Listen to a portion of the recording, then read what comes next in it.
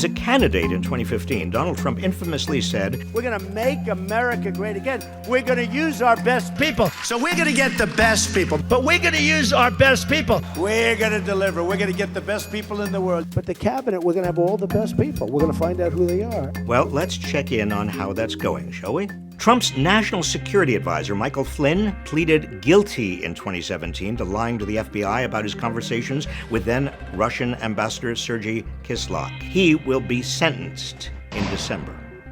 Trump's campaign chairman, Paul Manafort, was sentenced to 7.5 years in August 2019 for a multitude of financial crimes and for lying to prosecutors in breach of his cooperation agreement.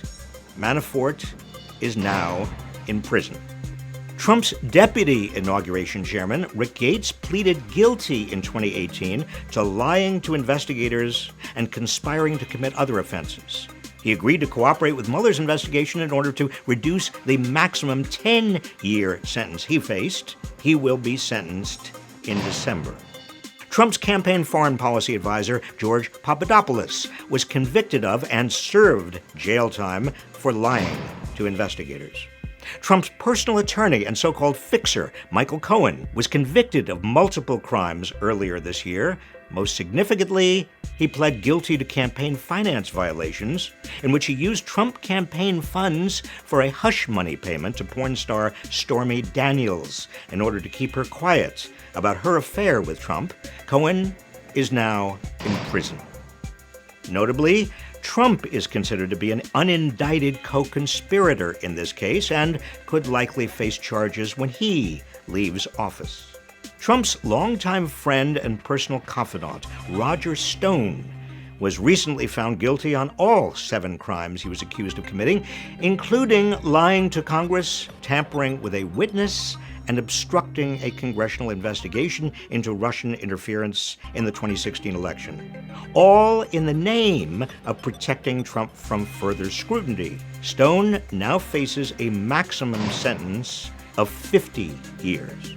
Instead of surrounding himself with only the best and most serious people, Trump has surrounded himself with criminals, running his administration like a mob boss.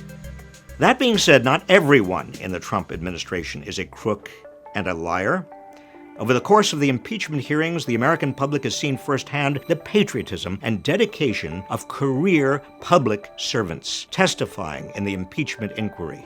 So what do Trump and his enablers have to say about them? Former ambassador to Ukraine, Marie Yavovanovitch, has a decorated career in foreign service spanning 33 years, including service in multiple countries and in highly dangerous situations.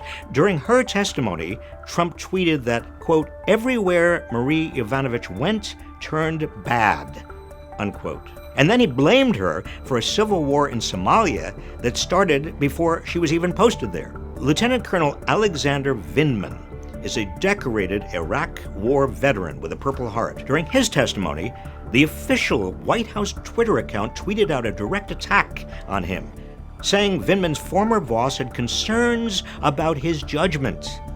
Previously, after Vindman testified behind closed doors, Fox News launched a series of attacks against him, accusing him of having dual loyalties. We also know he was born in the Soviet Union, immigrated with his family, young.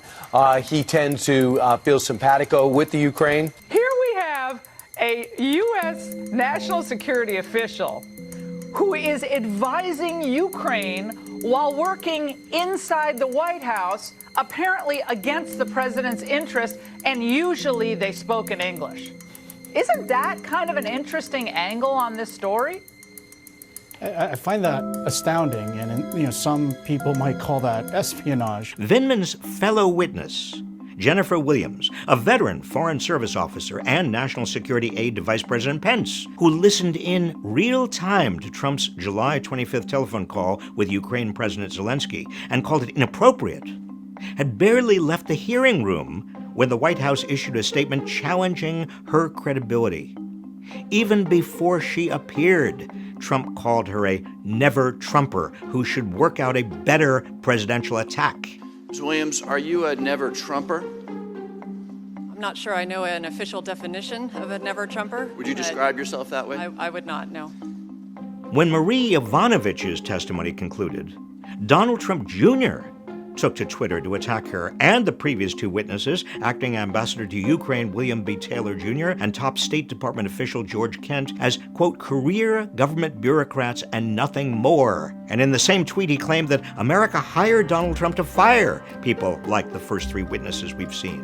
When David Holmes, a top aide to the U.S. Embassy in Kiev, told lawmakers that he heard Trump ask Ambassador Gordon Sondland whether Zelensky is, quote, gonna do the investigation, unquote, Trump tweeted that it's impossible to hear a private phone conversation.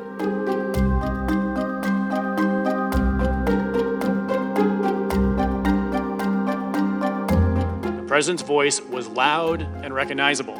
And Ambassador Sondland held the phone away from his ear for a period of time, presumably because of the loud volume. Trump and his enablers have launched attacks on these honorable career diplomats because they can't fathom that anyone would put America over their own personal interests and follow their conscience to do what is right. To Trump and his enablers, disloyalty to Trump is a cardinal sin, and anyone who dares stand up to him is a traitor. The contrast between the dedicated public servants protecting America's interests and the Trump toadies trying to protect Trump's interests could not be starker.